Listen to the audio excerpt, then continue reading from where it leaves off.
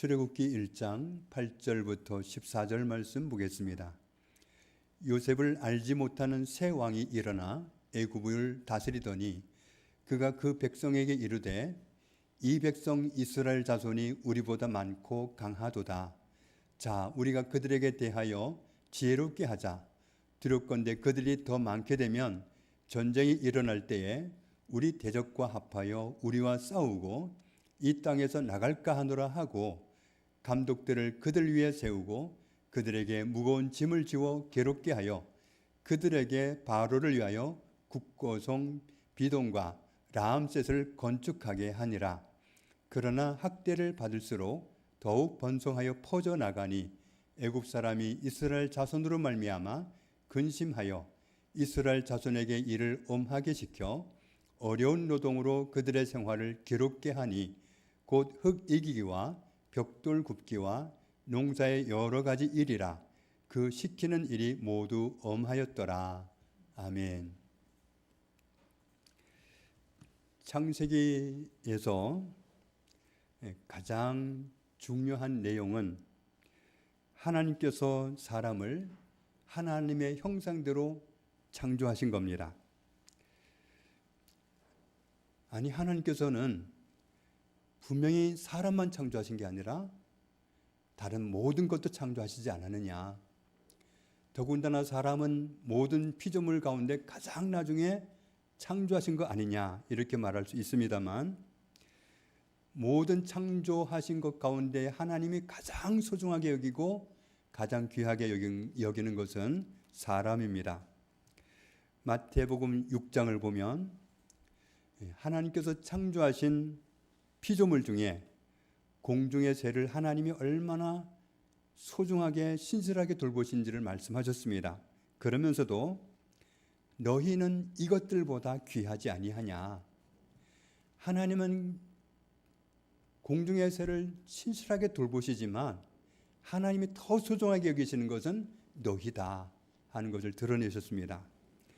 누가복음 12장에서는 너희는 새보다 얼마나 더 귀하냐, 이렇게 말씀을 하셨고, 마태복음 12장을 보면 예수님이 안식일에 병을 고쳐주려고 하시니까 시비를 거는 사람들이 있었습니다. 이스라엘 사람들은 안식일 제도를 자기들 나름대로 규례를 정해가지고 세부 세축으로 정한 거죠. 자기네들끼리 안식일에 일을 하면 안 된다. 그런데 병 고치는 것까지도 일로 보는 겁니다. 그런데 안식일인데 예수님이 병을 고치려고 하니까 사람들이 시비를 거는 거죠. 이 말씀을 보면 사람을 귀하게 여기지 않는 그들을 깨닫게 하려고 주님이 말씀하시는데, 너희는 안식일에 너희가 기르는 양이 구덩이에 빠지면 그 양이 소중하다고 얼른 건져내면서 오늘 안식일에 사람을 고친다고 시비하느냐. 그러면서 뭐라고 하셨어요? 사람이 양보다 얼마나 더 귀하냐. 하나님은 모든 피조물을 동일하게 가치를 부여해서 대우하시는 게 아니라 사람을 가장 소중하게 생각하십니다. 하나님은 모든 피조물보다 사람을 최고로 귀하게 여기십니다. 하나님이 창조하신 다른 모든 피조물은 사실은 사람을 위해서, 우리를 위해서 창조하신 겁니다. 시편 8편에서 이 사실을 확인할 수 있습니다. 주의 손가락으로 만드신 주의 하늘과 주께서 베풀어 두신 달과 별들을 내가 보오니. 사람이 무엇이기에 그것들을 주께서 사람을 생각하시며 사람의 아들들을 생각하셔서 이렇게 만들어주시고 돌보십니까? 그를 하나님보다 조금 못하게 하시고, 사람을 하나님보다 조금 못하게 하시고 영화와 존귀로 관을 씌우셨나이다.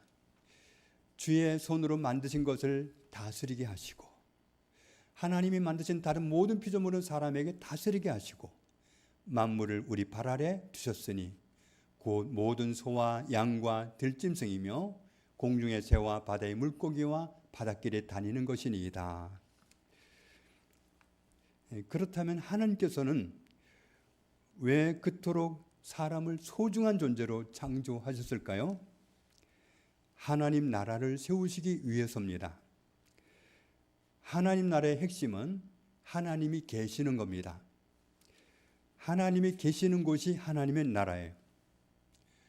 우리는 가끔 뉴스를 통해서 아주 충격적이고 참담한 소식을 들을 때가 많습니다.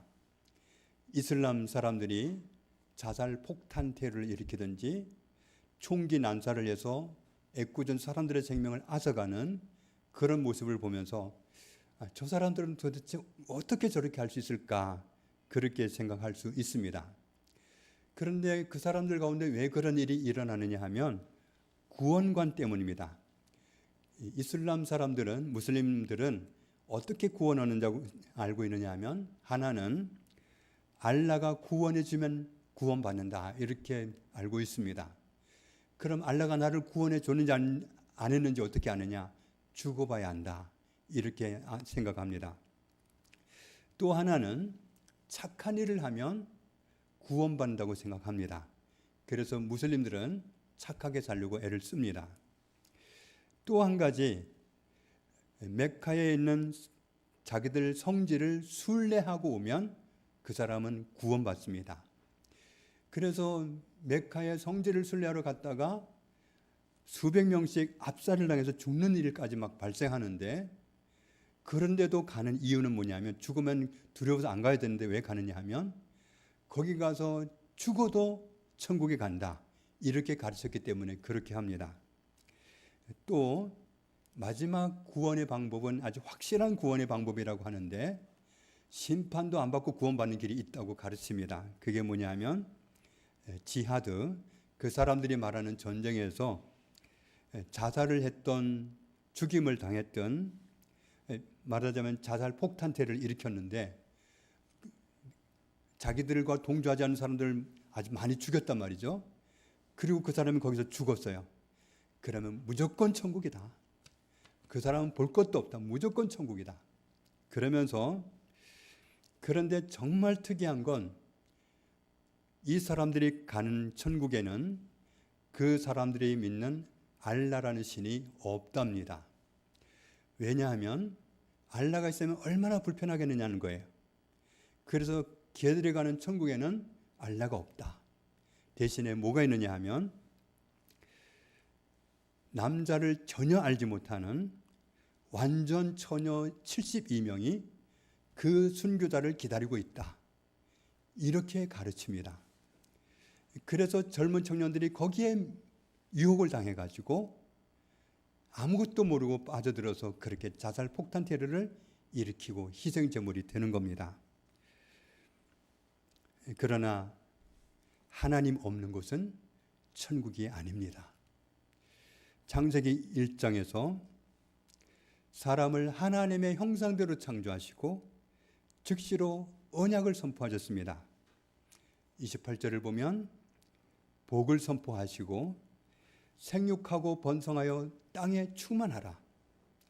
그리고 하나님이 창조하신 모든 것을 다스려라, 이렇게 언약을 주셨습니다. 하나님이 사람을 하나님의 형상대로 창조하시고 가장 귀하게 여기시는 이유는 우리를 하나님이 함께 하시는 하나님의 나라가 되게 하려고 창조하셨기 때문입니다. 그런데 아담의 타락으로 하나님의 나라를 세우는 일이 취소가 되어버렸지 않습니까?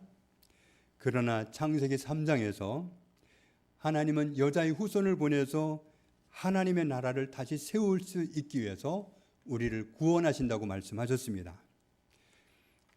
하나님의 창조에서 가장 중요한 것은 하나님의 나라를 창조하셨다는 겁니다. 하나님이 가장 귀하게 여기시는 것은 하나님이 우리와 함께 살아가는 하나님의 나라를 세우는 겁니다. 그래서 우리를 구원해서 하나님의 나라로 세우려고 오신 예수님은 모든 사람에게 가장 중요한 기도 제목이 뭐라고 말씀하셨죠? 마태복음 6장에서 각 사람에게 하나님의 나라가 세워지는 것이다. 하나님의 나라가 회복되는 것이다. 그래서 너희는 하나님의 나라를 구하라. 하나님의 나라를 구하라. 모든 사람에게 가장 중요한 것은 하나님의 나라가 임하는 겁니다. 하나님께서 아담 때에 무너진 하나님의 나라를 다시 세우기 위해서 아브라함을 만나서 언약하시고 그의 아들 이삭을 만나서 똑같은 언약을 하시고 그의 아들 야곱을 만나서 똑같이 언약하시고 언약하셨는데 언약하신 내용은 똑같습니다. 창세기 12장에서 보면 너로 큰 민족을 이루게 하겠다. 그리고는 너는 복이 되어라. 너를 복의 근원이 되게 하겠다. 너로 인해서 세상 모든 민족이, 모든 족속이 복을 받게 하겠다. 그리고 1절에서는 땅을 주겠다고 약속하셨습니다. 너는 이 땅에 머물지 말고 내가 주는 땅으로 가라. 창세기 15장을 보면 아브라함이 하나님께 여쭈었습니다. 하나님, 저는 민족을 주신다고 약속을 받긴 했는데 저는 자녀가 없어요. 상속자를 누구로 세워야 되죠? 제 종을 상속자로 세울까요? 그렇게 말씀을 드렸더니 4절 이하에 있는 말씀을 보면 하나님이 말씀하시기를 너의 상속자는 너의 종이 아니라 네 몸에서 날 네 아들이 상속자가 되리라 말씀을 하셨습니다. 그리고는 아브라함을 밖으로 데리고 나가셔서 맨 처음으로 시청각 교육을 시작하십니다. 하늘의 별들을 보아라. 내가 저 별들처럼 그렇게 많은 자손을 너에게 주겠다. 너의 자손을 저렇게 많게 주겠다고 하나님이 거듭 언약을 다시 주셨습니다. 7절 이하에 있는 말씀을 보면 또 그에게 이르시되 나는 이 땅을 네게 주어 소유를 삼게 하려고 너를 갈대아인의 우리에서 이끌어낸 여호와니라. 그가 이르되 주 여호와여 내가 이 땅을 소유로 받을 것을 무엇으로 알리까? 가나안 땅이잖아요. 지금 내가 이 땅을 너한테 주려고 너를 불러낸 거다. 내가 이 땅을 너의 소유로 주려고 너를 불러낸 거다. 그랬더니 아브라함이 하나님께 질문을 합니다. 그 사실을 제가 어떻게 알 수 있습니까? 제가 그 사실을 확실히 믿을 수 있도록 말씀해 주십시오. 그랬더니 하나님이 갑자기 하나님을 위하여 3년 된 암소, 3년 된 순양, 그리고 산비둘기, 집비둘기 새끼 이런 것들을 가져오라고 말씀하십니다. 아브라함이 그것을 가져다가 짐승의 중간을 쪼개서 쪼갠 상태를 이렇게 벌려서 놓습니다. 그렇게 놓았는데 왜 그렇게 하느냐 하면 이런 행동을 하는 것은 그 당시 중동 사람들이 중요한 언약을 맺을 때 이렇게 합니다. 짐승을 쪼개서 반 갈라가지고 나누어 놓고 가운데로 지나갑니다. 언약을 맺을 사람들이 지나가면서 우리 이 약속을 틀림없이 지키기로 하자. 이 약속을 안 지키는 사람은 이 짐승이 쪼개진 것처럼 쪼개지는 걸 하자.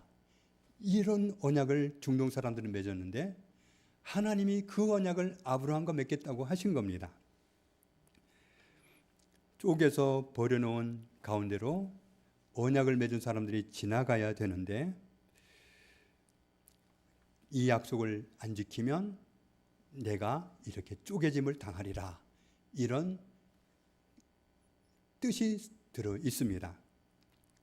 그런데 그날의 언약식은 중동 사람들의 언약과는 특이하게 이루어졌습니다. 9절을 보면 중간을 쪼개는 짐승을 준비할 때 누구를 위해서 준비하라고 하셨느냐 하면 우리를 위해서 준비해라. 그렇게 안 하시고 나를 위해서 준비해라. 하나님을 위해서 준비해라. 이렇게 말씀하셨습니다. 그리고 특이한 모습은 또 있습니다. 12절을 보면 해질녘에 아브라함이 갑자기 잠이 쏟아졌습니다. 정말 잠을 안 자고 싶지만 졸고 싶지 않지만 정말 그 잠을 이길 수가 없이 졸렸습니다. 그 순간에 아브라함이 들을 수 있도록 하나님이 또 언약을 하십니다. 13절 이하에 보면 여호와께서 아브라함에게 이르시되 너는 반드시 알라. 네 자손이 이방에서 객이 되어 그들을 섬기겠고 그들은 400년 동안 네 자손을 괴롭히리니 그들이 섬기는 나라를 내가 징벌할지며 그 후에 네 자손이 큰 재물을 이끌고 나오리라. 정말 그 당시로서는 이해할 수 없는 말씀이잖아요. 아니 이 땅을 주신다고 약속하시는 그 상황에서 아니 너의 자손이 이방에 객이 된다? 400년 만에 돌아온다? 하나님이 정말 알아들을 수 없는 말씀을 하시는 거죠. 너는 장수하다가 평안히 조상에게로 돌아갈 것이요 네 자손은 4대 만에 이 땅으로 돌아오리니 이는 아모리 족속의 죄악이 지금은 가득 차지 아니했기 때문에 지금 주는 게 아니라 그때 준다. 이렇게 언약을 맺으셨습니다. 17절 이하에 보면 해가 지고 어두울 때에 연기나는 화로가 보이고 타는 횃불이 쪼갠 고기 사이로 지나갑니다. 하나님이 지나간 겁니다. 아브라함이 잠을 이기지 못할 때 하나님 혼자 쪼갠 고기 사이로 지나가셨습니다. 내가 너와 언약한다. 내가 이 약속을 지키지 않는다면 내가 이 짐승처럼 쪼개지리라. 그러면서 아브라함에게 요구는 하시잖아요. 너도 지나가라. 안 하셨습니다. 왜냐하면 하나님은 우리의 연약함을 아시기 때문에 사람은 언약을 지켜낼 능력이 있는 존재가 아니기 때문에 내가 지켜낼 테니까 내가 이 언약을 지키지 않는다면 내가 이 짐승처럼 쪼개지리라. 너는 확실히 알아둬라. 너는 반드시 알아둬라. 이렇게 말씀하셨던 겁니다.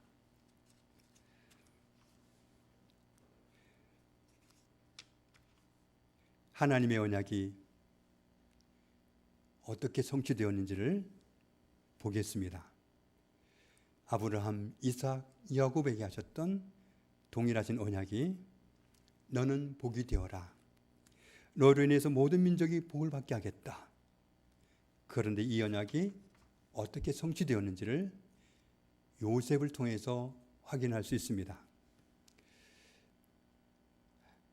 요셉이 노예로 팔려갔는데 그런데 신부는 노예인데 2절 중간에 보면 여호와께서 요셉과 함께 하심으로 그가 형통한 자가 되어 있을 수가 없는 일입니다. 요셉이 말하자면 세상 말로는 망했는데 형통한 자가 되었다. 하나님이 함께 하시니 형통한 자가 되었다.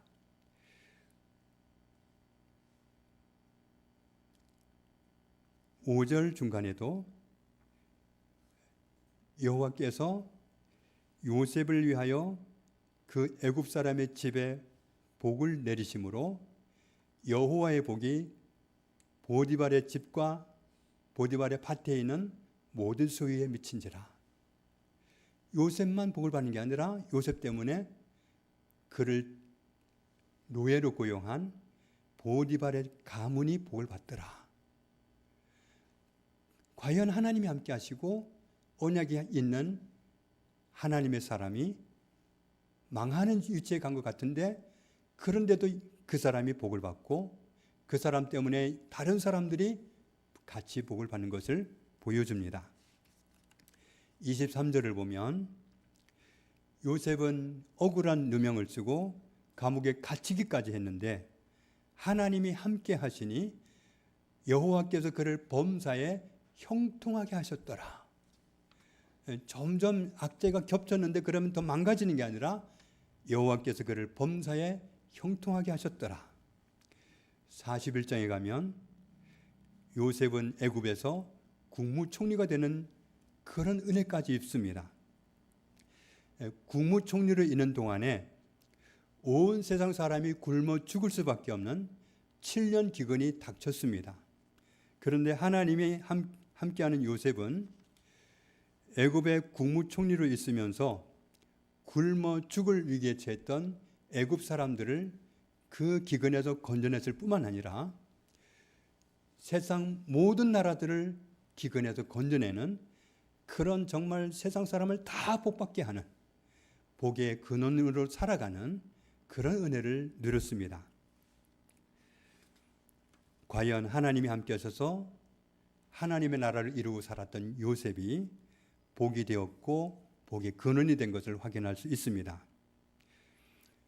복이 되게 하신다는 하나님의 언약이 어떻게 정확하게 성취되고 있는 것을 우리는 요셉을 보면서 알 수 있습니다. 또 한 가지 언약 우리가 기억하는 것은 큰 민족이 되게 하신다는 언약이잖아요. 출애굽기 1장을 보면 요셉을 알지 못하는 새로운 왕이 애굽의 왕이 되었습니다. 그 왕은 아브라함의 자손 야곱의 자손을 보면서 위기의식을 느꼈습니다. 이 백성 이스라엘 자손이 우리보다 많고 강하도다. 숫자가 더 많아지면 우리가 이 사람들 때문에 위험할 수도 있겠다. 전쟁이라도 일어나면 이 사람들이 상대편을 들고 우리를 멸망시키고 가버리면 어떻게 하겠느냐. 그러니 우리 지혜롭게 행동해야 되겠다. 그렇게 말을 하기 시작합니다. 그래서 11절 이하에 있는 말씀을 보면 이스라엘 백성들 위에다가 감독을 세워서 삶이 힘들게 합니다. 엄청 괴롭힙니다. 학대하도록 합니다. 얼마나 괴롭히는지 정말 이 땅에서 어떻게 살아남을 수 있을지 모를 정도로 괴롭힙니다. 12절을 보면 애굽 왕이 의도한 것과 정반대의 일이 일어났습니다. 괴롭히면 이 사람들이 생각을 바꿀 거로 생각했어요. 야, 우리 애 낳아봐야 고생시킨다. 우리 애 낳지 말자. 그럴 줄 알았는데 학대를 받을수록 더욱 번성하여 퍼져나가니 애굽 사람이 이스라엘 자손으로 말미암아 근심하게 되었다. 안 통하는 거예요. 이 사람들은 막을 수가 없는 거예요. 왜냐하면 하나님이 아브라함 때부터 큰 민족이 되게 하신다는 언약을 거듭 약속해 오셨기 때문에 하나님은 그 언약을 그들에게 이루고 계시는데 그들이 감당할 수 없을 그때에도 이루고 계시더란 말이죠. 우리나라의 심각한 문제는 인구 감소 문제입니다. 요즘 젊은이들은 결혼도 잘 안 하려고 하고 결혼을 하더라도 자녀를 잘 낳으려고 하지 않습니다. 인구가 절벽을 향해 달려가고 있어서 앞으로 과연 조금 지나면 이 땅에 어떤 사람들이 와서 국민 행세를 할지 정말 우려가 되는 상황입니다. 결혼을 안 하려고 하고 결혼을 하더라도 자녀를 안 낳으려고 하는 이유가 살기 힘들어서 자녀를 양육하는데 너무 비용이 들고 힘들어서 안 하겠다는 겁니다. 김하나 엄마처럼 적어도 셋은 낳겠다고 하는 이런 사람은 애국자입니다. 12절에서 이스라엘 백성들이 애굽 사람들에게 학대를 점점 강하게 받는데도 인구 숫자가 점점 많아졌습니다. 큰 민족이 되게 하신다는 하나님의 언약이 애굽에서 학대받는 환경에 처했던 그 사람들에게 정확하게 성취되었습니다. 그러니까 하나님의 언약은 환경에 막히는 게 아니에요. 환경은 상관이 없어요. 하나님은 언약하신 바를 어떤 환경 가운데서도 성취하시는 분이십니다. 하나님의 언약은 환경에 지배받지도 않으시고 상황이나 문제에 제한받지도 않으시고 반드시 성취된다는 사실을 출애굽기를 통해서 우리는 확인할 수 있습니다. 지금 우리가 보고 있는 이 모세 오경을 접하고 있는 야곱 자손들은 하나님의 언약은 반드시 성취된다는 사실을 지금 그들도 확인하고 있는 겁니다. 창세기 1장에서 하나님이 아담에게 하신 언약은 생육하고 번성하여 땅에 충만하라 하는 말씀입니다. 그런데 6장을 보면 사람이 땅에 번성하게 되었는데 문제가 생겼습니다. 5절을 보면 사람이 번성하게 하신다는 하나님의 언약은 이루어졌는데 그 많은 사람들이 한결같이 하나님을 멀리하는 겁니다. 하나님을 싫어하는 겁니다. 사람이 하나님과 멀어지면 악하게 살 수밖에 없습니다. 세상이 악한 세상이 되어가고 있었습니다. 정말 하나님이 눈 감아줄 수 없는 세상이 되었습니다. 9절 이하를 보면 노아의 가족 말고는 하나님을 가까이 하는 사람이 없었습니다.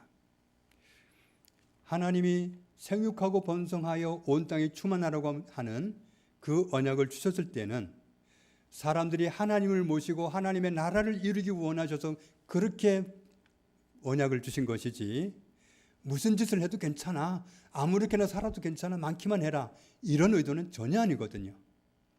7절을 보면 그래서 하나님은 노아의 가족 외에는 하나님을 멀리했던 그 시대 모든 사람들을 홍수로 멸하기로 계획하셨습니다.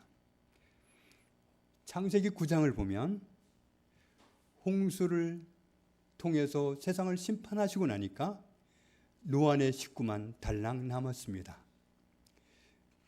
달랑 한 가족만 남아있는 노아에게 다가오셔서 하나님이 또 언약하십니다.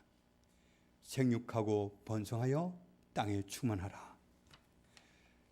하나님의 나라를 사람들 가운데 세우시기 위해서 또 언약을 하십니다. 사람들이 많아졌겠죠? 그런데 또 문제가 생깁니다. 11장을 보면 사람들이 신할 평지에 이르더니 우리 더 이상 흩어지지 말고 한 곳에 모여 살자면서 바벨탑을 만들기 시작합니다. 6절 이하를 보면 하나님은 그 문제를 해결하시기 위해서 언어를 혼잡하게 하셔서 사람들이 온 땅으로 흩어져서 하나님의 언약이 성취되도록 그렇게 하셨습니다. 하나님의 언약은 반드시 성취된다는 사실을 알 수 있습니다. 야곱 자손들이 우리가 지금 보고 있는 이 말씀을 받을 때는 가나안 땅에 다시 들어가기 위해서 대기하고 있는 그런 상황이었습니다. 어떻게 가나안 사람들을 이길 수 있을까? 두려움 가득한 그들에게 하나님은 야곱 자손들과 그동안 어떤 관계를 맺고 살아왔는지, 그동안 하나님이 아브라함 그들의 조상이었던 이삭, 야곱에게 어떤 언약을 맺어왔었는지, 그리고 그 언약을 얼마나 신실하게 이루어 오셨는지, 이런 것들을 그들에게 보여주신 겁니다.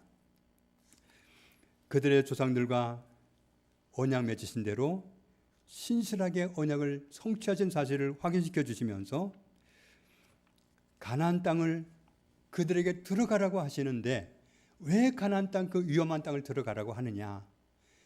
땅을 주신다는 언약이 있었기 때문이다. 아브라함 때부터 이삭, 야곱 계속해서 하나님이 언약하시지 않았느냐? 땅을 주시기로 한 언약을 이루시려고 하는 거다.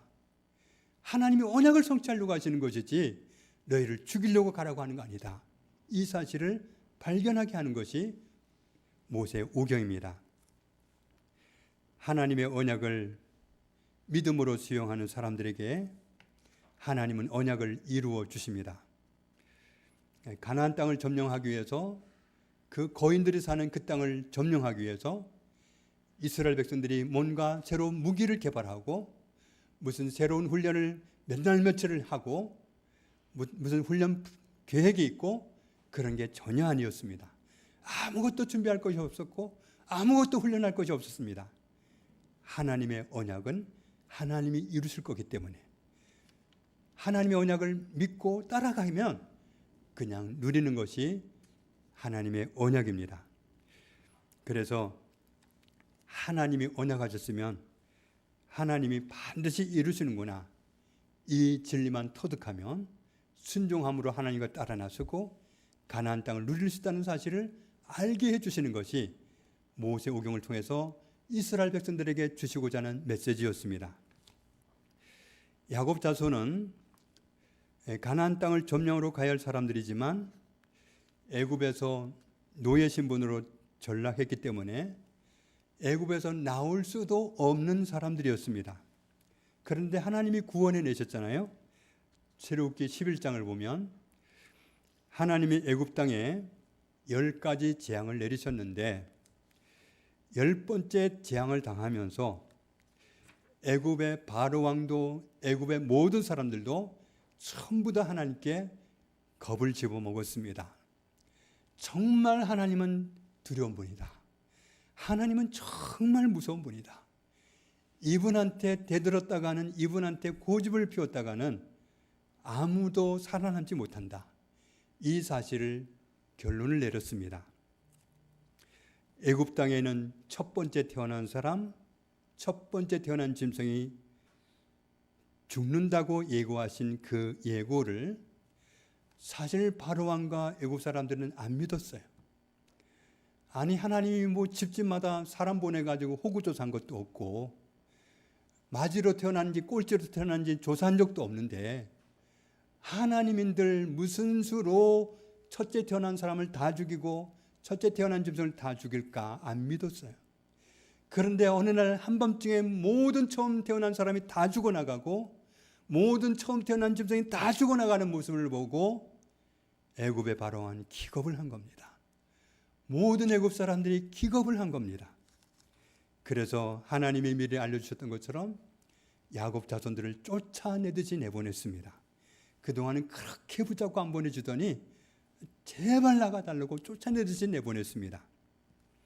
그런데 애굽 사람들만 놀란 게 아니고 그 소문은 온 세상에 퍼졌고 가나안 사람들까지 겁을 집어먹었습니다. 여호수아 2장을 보면 여호수아가 정탐하라고 사람들을 보냈었는데 거기서 라합이라는 여인을 가서 만나게 되지 않았습니까? 그런데 그 라합이 뭐라고 고백하죠? 9절에 보면 말하되, 9절을 먼저 보면 말하되 여호와께서 이 땅을 너희에게 주신 줄을 내가 아노라.